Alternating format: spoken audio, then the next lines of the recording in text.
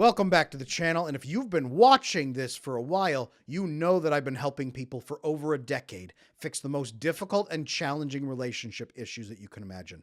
If you're new here, welcome. I am Adam Lane Smith, the attachment specialist. I have 15 years of training and experience working with people in psychology and relationships. I was a licensed marriage and family therapist for many years. Now I coach internationally to help people build incredible romantic relationships.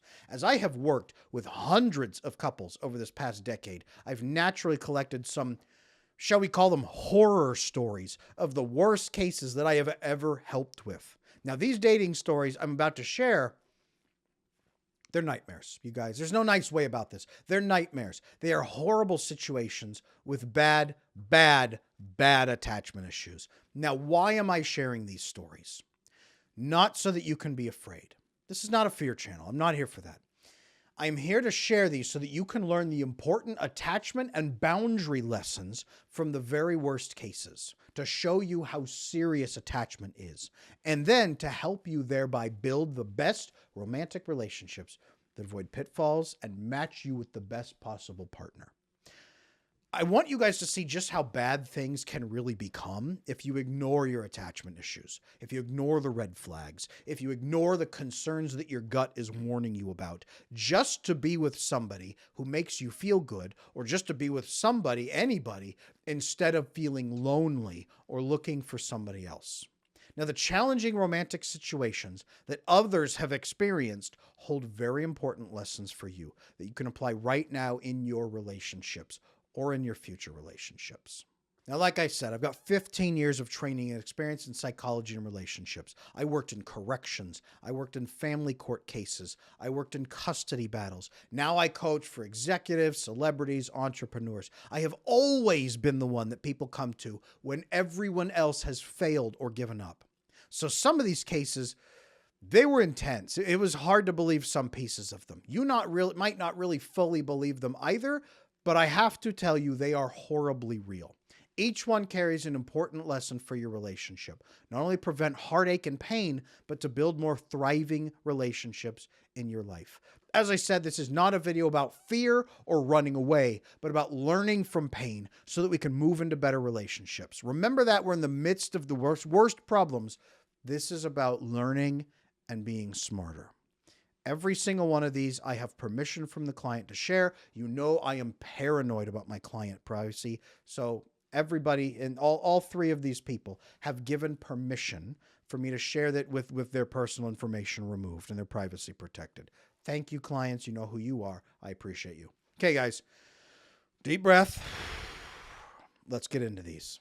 Now, my first client here, he almost burned to death in his house. He was a really nice guy. He wasn't perfect, but he tried in his relationships really hard. He was an executive at a big corporation. He was always honest. He tried his best to be kind. He let his girlfriend move in, unfortunately, when she had some money trouble really early on in the relationship, about 3 months in. He was always patient with her, always patient. He was just happy to have her around. At first, she was really nice. She was kind. She was loving. She was intimate. She was a lot all at once, like explosion. But over time, she became really jealous, really possessive.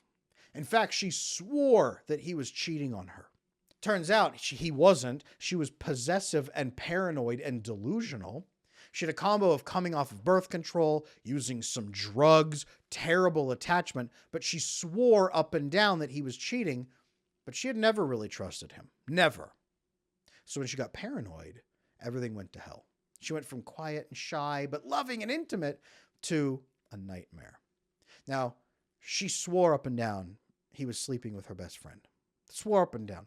He had actually only met her best friend one time, and she was sure that they were somehow cheating behind her back. The drugs, the hormones, all that could have been messing with her, but also the attachment. He fell asleep one night, okay?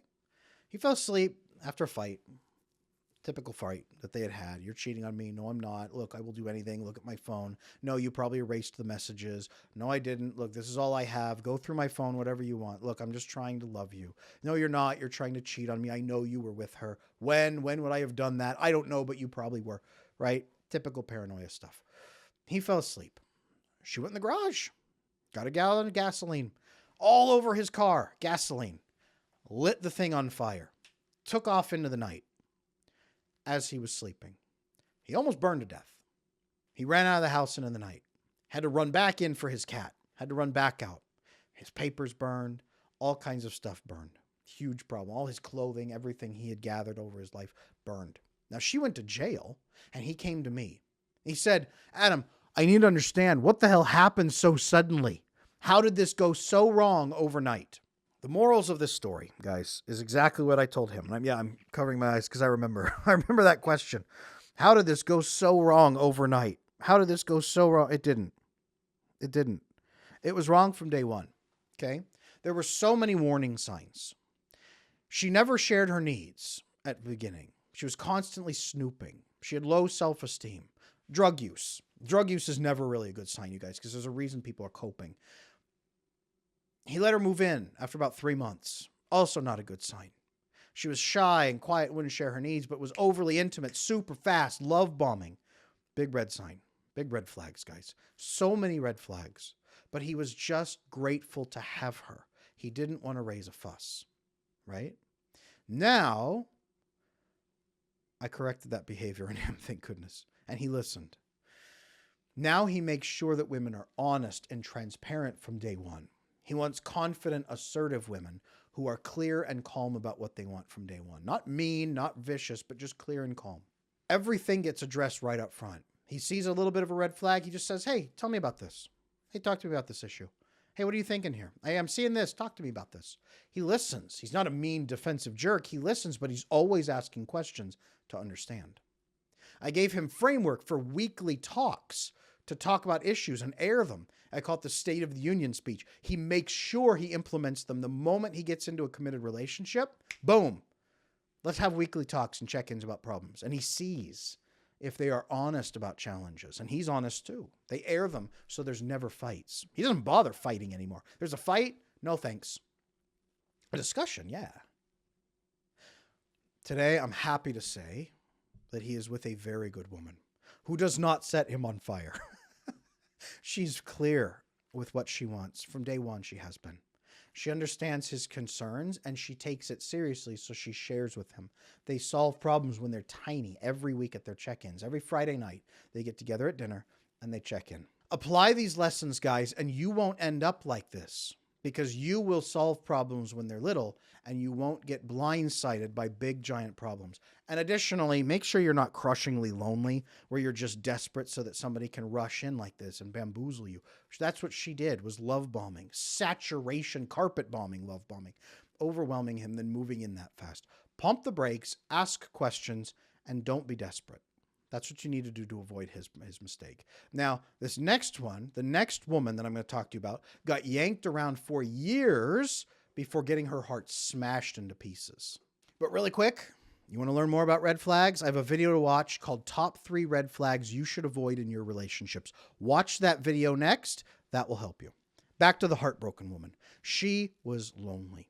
She was beautiful and she was kind, but very lonely. You'll notice a lot of these stories start this way. She had a bad breakup in her 20s after a boyfriend cheated on her. She spent years being super careful. She didn't really connect in dating. She went on a few first dates, very little contact. She tried hard to preserve her heart from bad partners. She tried to be really smart. She tried to be careful. She had very few actual bedroom partners. Nothing really going on there. Until, in her late 30s, about 15 years after the bad breakup, one guy seemed so perfect that she lowered her guard. He knew everything to say. He seemed to share all of her values. They spent a ton of time together. He made her feel so special. Some red flags came up, and she didn't really want to make a lot of fuss, so she was quiet. They eased into the relationship slowly, really slowly, without really having the big conversations. When I say they eased in slowly, I mean they had very little contact. They would see each other maybe once a month for the first year. After the first year, they started actually having more of a connection. She started really feeling something, and she wanted more. He knew everything to say, you guys. He seemed to share all of those values and connections with her. They spent all that time together, and then after that year, red flags came up. And she didn't really want to make a fuss because she was kind of into it. She kind of liked him. So she asked him, about the red flags anyway. She started asking him. She was a little more advanced than the first guy here in this video. And his explanations sort of seemed to make sense. He could rationalize things. But then after that first year, into the second year, he started complaining a lot. She wasn't doing it for him anymore. She wasn't satisfying him anymore. There was things wrong. Maybe it wasn't me. Maybe it's you. Maybe it's me. I'm not sure. He was losing attraction for her. I'm sorry, I just don't find you attractive anymore. And she had actually spent time making sure she would stay attractive. So she worked harder to be more attractive. She dressed differently. She did more makeup. She didn't get surgery, but she got a lot of different treatments to make herself look better. She was more affectionate. She was a lot more affectionate. She tried to comply in everything. In fact, she said, these are his needs, right? I have to do this. But it wasn't enough. And he got more demanding and less connected than ever. The more she tried, the more he pulled back. He started talking about feeling like the relationship maybe just wasn't enough. Now, she contacted me when she was panicking about losing him. She said, the man who feels like the love of my life is slipping away. How can I save this? Now, I met with both of them, and he said he wanted to fix it. But then after the session, he pitched her the idea of bringing in another woman to satisfy his needs. You know, maybe it's, maybe I just need somebody else. I mean, you're in your late 30s. Maybe I need a younger woman who could just satisfy me on the side. What do you think? No, that was her answer. They'd been together for less than a year. That was the answer she wanted to say was absolutely not. She gave him a no, but not a deal breaker no. She said, no, I'm not comfortable with that. He made her feel like she was being a prude or unloving or cruel or unkind. You just don't want me to be happy. She really did not want this, but it felt like she was having to give up and give in or lose him. Her choice was share him or lose him. Luckily, she met with me before she made the final decision, and we talked about her boundaries and goals. Sharing him was a hard no for her, but she felt like no one else would love her the way that he had. This was her first major connection. So we worked on love bombing awareness, gaslighting, manipulation. We helped her see why she had stayed away from other people. She was actually avoidantly attached, but the insecure, nervous version, not the manipulating version. He was the much more manipulative variant, which is why he got under her guard. She was quietly avoidant. We worked on all of that, and they split up. She was heartbroken after years, until she discovered that he had had a side girlfriend the whole time, who contacted her later asking, hey, were you sleeping with my boyfriend? No, you were sleeping with my boyfriend. She was heartbroken at first. Then she was relieved that she had dodged this bullet. We worked together for a few months after that. We fixed her avoidant attachment. We healed her up. We showed her how to build great relationships. We made her not afraid anymore. Then she was open to real love. Then she dated smarter, and she met an amazing man who took things slower in the right way, and she was smart, and she made sure he shared her actual values. I love when clients follow up with me later, because she sent me an engagement photo a year later and said that they were more in love at 12 months together than they had ever been at the start. It didn't die, it grew. And he was open and honest and communicative. That's a happy ending, and I love those happy endings. Thank goodness. But it was hell during the experience for her, and she almost broke her own values just to keep him, only to find out that he had been cheating on her the whole time. Now, this is a rough story, but the moral of the story is this, you guys. If you are afraid, your fear is going to lead the way. Your fear is going to drive you into bad situations with people who won't have your best interests at heart. You need to challenge those fears. You need to overcome those fears. She had avoidant attachment style. She needed to fix that and become secure so she could then seek out people through security instead of seeking out people who would nurture her feelings. Key difference. Don't connect with people because they nurture your feelings. Connect with people through security, through contact that is honest and authentic and driven by sharing and openness and mutual goal setting. Okay? Date intentionally. Now, that's a rough story, but it's not as bad as this next guy who lost millions of dollars on a bad breakup. Now, just like the first guy, this one was a super nice guy. He was better in his life. He ran a really great business, and he had multiple houses. Huge family man, humanitarian, and he was on, unfortunately, this was his second wife. Yeah, that's a big red flag. I know. But he thought it was normal to just go through multiple marriages. $10 million prenup on the line. $10 million. Multiple houses. Okay? She seemed so perfect at the beginning, right up until they got married at about 9 months of dating. She seemed so perfect in those first 9 months. She was an amazingly great girlfriend. She cooked. She cleaned. She cleaned in the nude with nothing but an apron on. She was wildly passionate in the bedroom, like he had never experienced. And she pushed for marriage. She also seemed like a damsel in distress. She had a lot of difficulty in her life, a lot of debt, a lot of trouble. That didn't raise as much of a red flag for him as it should have. She was so grateful for help when he gave it. That was his way of showing love, was showering money and help upon her, paying off debts. It was a whirlwind romance. It was a beautiful wedding. She was so gorgeous. It was a fairy tale come true until it wasn't. She was able to mimic healthy behaviors for those first 9 months. And the moment they got married, suddenly she hated his children from his first marriage. Suddenly she tormented them with emotional abuse to drive them away, to make room for the new child that she wanted, the anchor kid, in a way. Everything he did was wrong. He started being accused very quickly of narcissism, of abuse, of unkindness, of using her, of using his power and money to whirlwind her into a relationship. How dare he pay off her debts that she had asked him to pay off? He was a huge humanitarian. He had awards for caring for people and taking care of people. Guys, I know what you're thinking. This wasn't like a quick thing that he was trying to do and he was using his money and lording it over her. She begged for these things, usually pillow talk afterward. And he'd jump on his phone, Venmo her cash, pay off a debt. She'd go get his credit card really quick out of his wallet, his pants wallet, across the room, of course, or hanging from the ceiling fan. And he'd pay something off for her really quick. Now, this probably sounds like she was in it for a quick cash grab, but they were together for a year and a half. And her behavior actually grew worse and worse and worse. He doubted everything about himself. He started believing that she might be right. His kids left him. They didn't want to be around. He was isolated. He was alone. He was a powerful man reduced to a slave in his own home. He still wanted her to love him.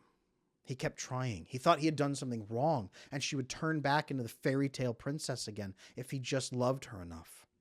Now, he finally chose to get help and say, how can I be a better husband? We did a fast assessment, thorough risk report on the relationship. Guys, he was mostly secure, but with some weaknesses that he didn't know about. And she was so manipulative. His small insecurities were huge gaps in his armor to her. She was the perfect predator.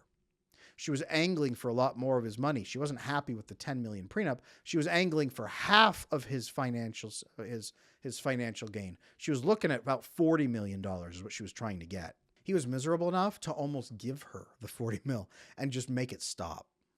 So we worked hard to get him supported in his life first, bring people back in, give him love, give him connection so he wasn't alone and isolated. He took up the fight and she backed down. She didn't count on him pushing back so hard, you guys. He negotiated her down to a fair deal. He saved money, even over the prenup. Yes, he had lost millions of dollars, but he almost lost half of his fortune or his value in life, his life's work, his business, his children. He almost lost everything.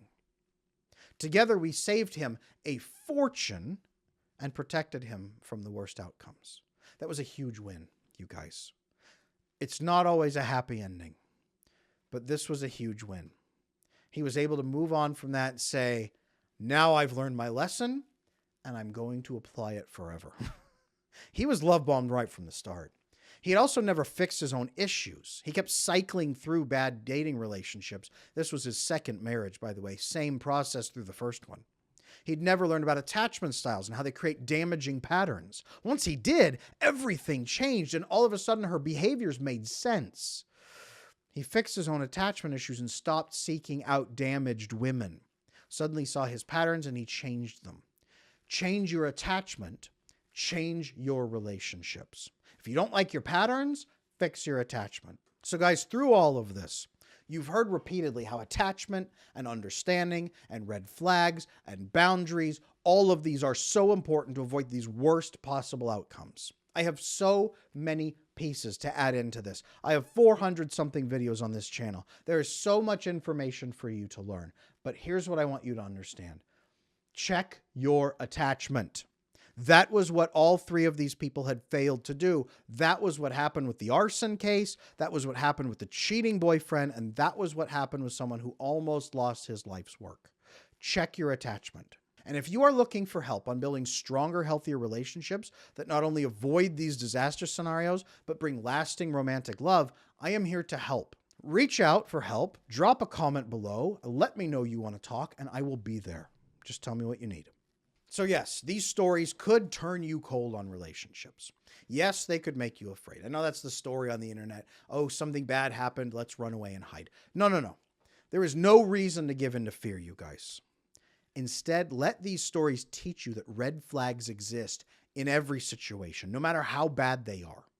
And you should ask questions about those red flags. And you should build boundaries against serious ones. And you should resolve your attachment issues so you don't fall for these traps like these three people did. Even the perfect predator situation, there were huge signs that he missed, questions he didn't ask, things he didn't do, tests he didn't apply. It is 100% possible to figure out the worst cases, to see them coming, to get yourself safe and secure, to build incredible relationships. The same steps that stop these problems filter in good people who are also looking to avoid these problems, because the good, loving partners you want to be around are also using the same filtering process. And they'll see you and say, ah, you're like me. So always, always, always, always check for attachment issues in yourself and also in the other person. All of these bad partners in this video had attachment issues. All of them. So work on your own attachment issues to become bulletproof and learn to spot great attachment in other people. When in doubt, get some help. I'm here to help. I'm Adam Lane Smith, the attachment specialist, and I help people build better relationships. And I will see you in the next video. 5 awful mindsets that are destroying your relationships. It's a must-see if you want to prevent any of these scenarios. I'll see you there.